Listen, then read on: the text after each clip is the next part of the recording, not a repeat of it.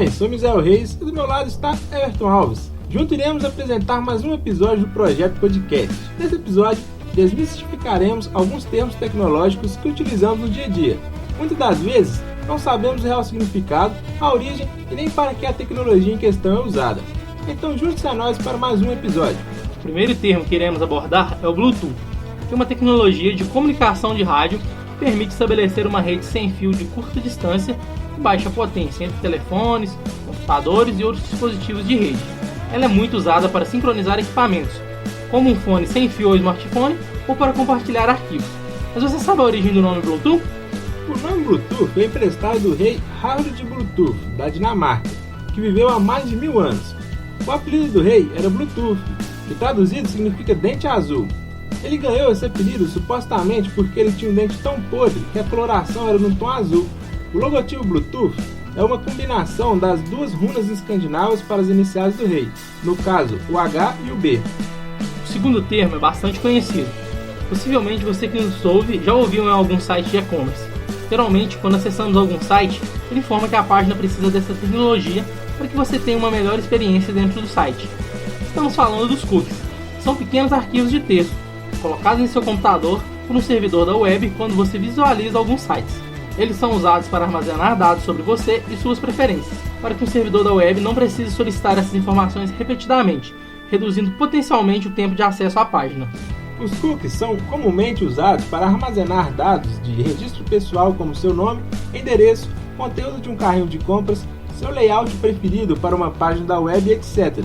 Eles tornam mais fácil para os servidores da web personalizar as informações para atender às suas necessidades e preferências específicas quando você visita um site. Por que eles são chamados de cookies? A palavra cookie em português significa biscoito. Existem diferentes explicações para a origem dos nomes dos cookies. Algumas pessoas acreditam que o termo veio de Magic Cookies, que fazem parte do sistema operacional Unix. Outros pensam que o nome se origina da história de Hansel e Gretel, ou João e Maria, como conhecemos no Brasil, que foram capazes de marcar seu rastro por uma floresta escura, deixando cair algumas migalhas de biscoitos atrás deles. Também tem outra teoria bastante aceita, é que os cookies são inspirados nos biscoitos da sorte chineses, que guardam dentro de si fortunas dentro de seus conselhos. O terceiro termo que falaremos agora é o bug, que traduzido significa inseto. Bug se refere a um erro ou uma falha de qualquer programa de computador. Um bug produz resultados inesperados ou faz com que o sistema se comporte de maneira inesperada. Quem encontrou o primeiro bug em um equipamento? O primeiro uso registrado do termo bug com relação ao erro ou mau funcionamento de uma máquina vem de ninguém menos que Thomas Edison.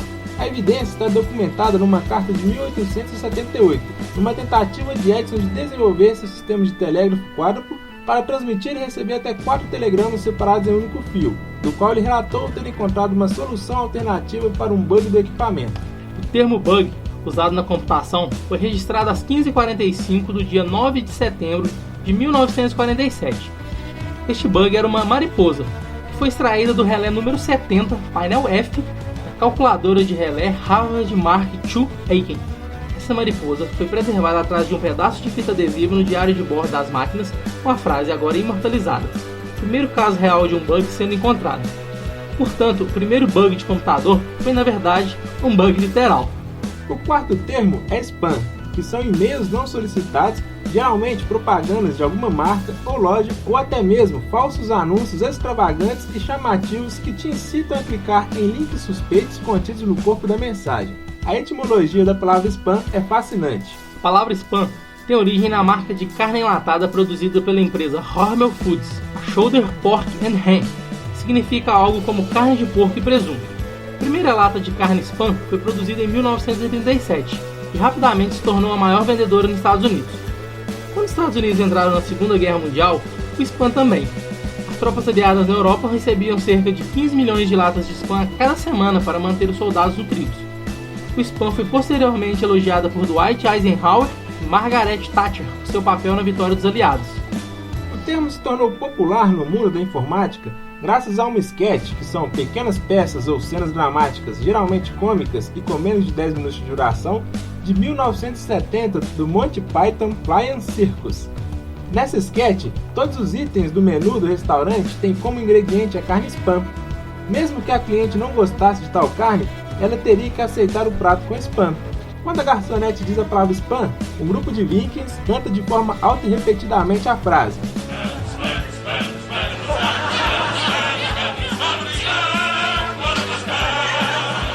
spam, spam, spam adorável, maravilhoso spam, de forma que abafa outras conversas, até que finalmente são mandados se calar.